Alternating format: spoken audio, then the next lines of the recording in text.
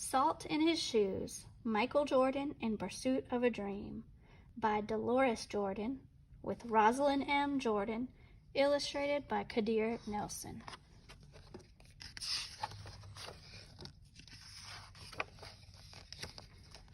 Michael loved to play basketball.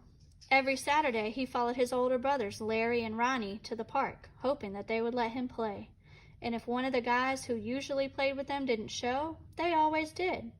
But there was one problem. His name was Mark, and he was the tallest boy on the court. "What's the matter, Mikey? Too short?" Mark flapped his arms in Michael's face. "Over here!" shouted Larry. But when Michael threw the ball, Mark's long arms came out of nowhere and knocked the ball away.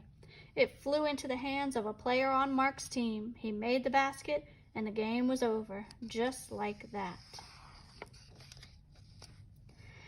"I'm really sorry, guys. If I were taller, that wouldn't have happened."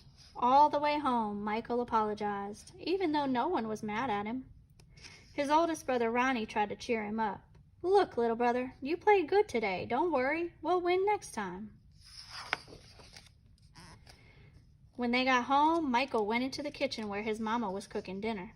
He was still disappointed, and she could tell. "You guys lost again today, huh?"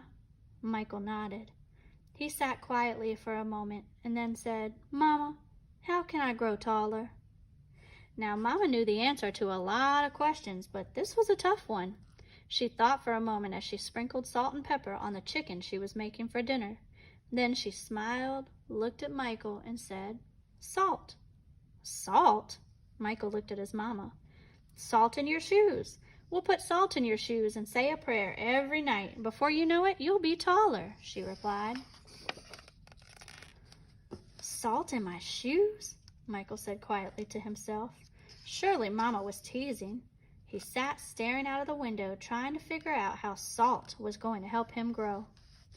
He noticed the rose bushes outside in Mama's garden. They had grown high along the fence, and roses of all color were blooming on the vines.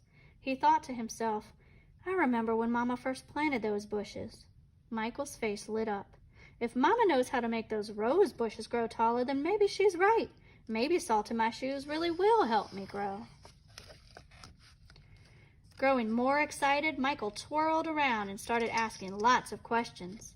"Mama, how long will it take? And how tall do you think I'll get?"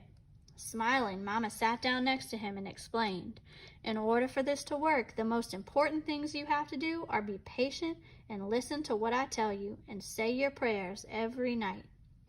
Listening carefully, Michael shook his head. "Okay, Mama, I'll be patient. But what does saying my prayers have to do with it?"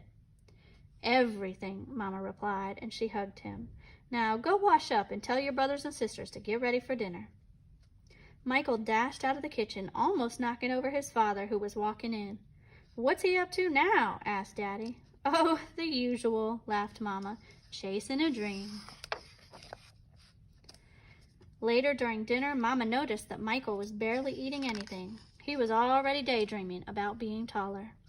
"Michael, first things first, you won't grow if you don't eat, especially your vegetables," Mama said. "But I'm not really hungry," he said. Raising her eyebrows, Mama gave him a stern look. Slowly, Michael picked up his fork and began to eat. Minutes later, his plate was clean, and he was asking for more. That evening at bedtime, Michael set his favorite game shoes on the floor next to the growth chart hanging on the wall. Then he put on his pajamas, said his prayers, and jumped into bed. When Mama came in, Michael was fast asleep. By the look on his face, she could tell he was already playing basketball in his dreams. Standing by his bed, Mama sprinkled salt in his shoes. Then she prayed quietly over him, as she did all her children. "Dear God, please help Michael to be the best he can be and to give his best in all that he does. And Lord, could you please make him just a little bit taller tomorrow than he is today? Thank you. Amen." After that night, Michael wore his favorite game shoes everywhere he went, even to church.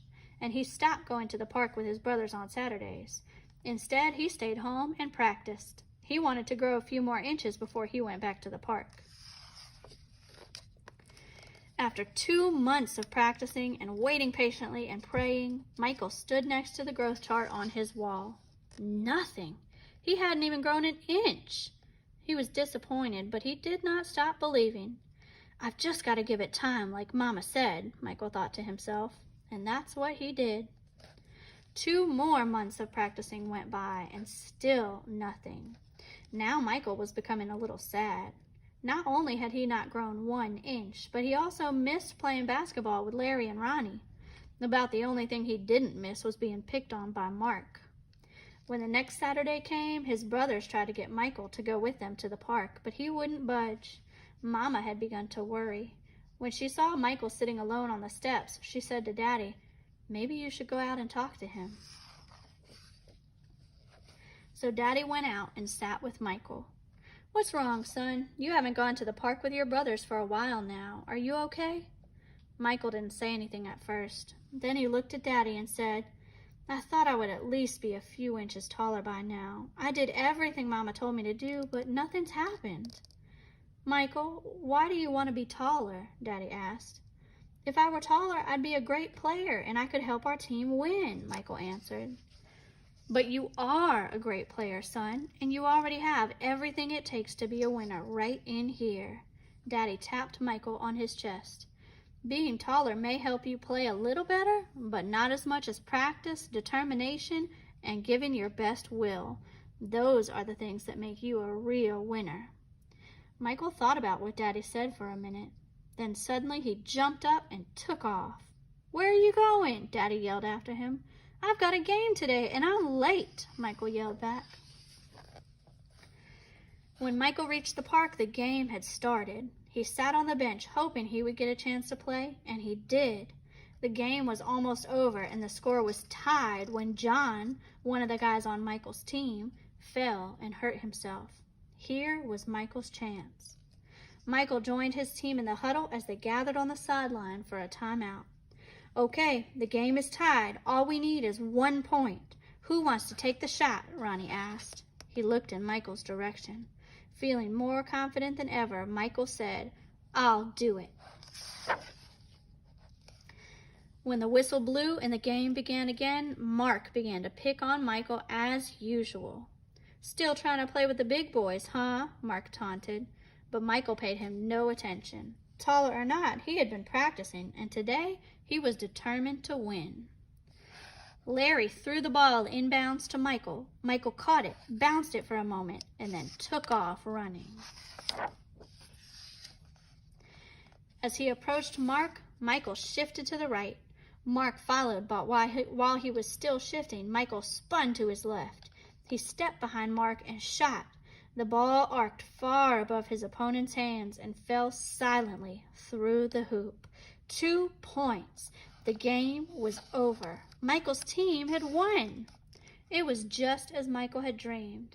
When he realized what he had done, Michael took off running and didn't stop until he had reached home. Bursting through the door, he shouted, "I did it, Daddy! I did it! I shot right over the tall guy's head and we won the game!" Running in behind him, Ronnie and Larry joined the celebration. "That's right, little brother, you did it. You won the game for us." Michael remembered the look that Ronnie gave him during the last time out of the game and said, "No, we won the game, but I was the star." They all laughed. After that day, Mama stopped putting salt in Michael's shoes, but Michael did not stop being patient and working hard and praying. So that must be what made Michael grow to be a 6'6" tall basketball superstar. The end.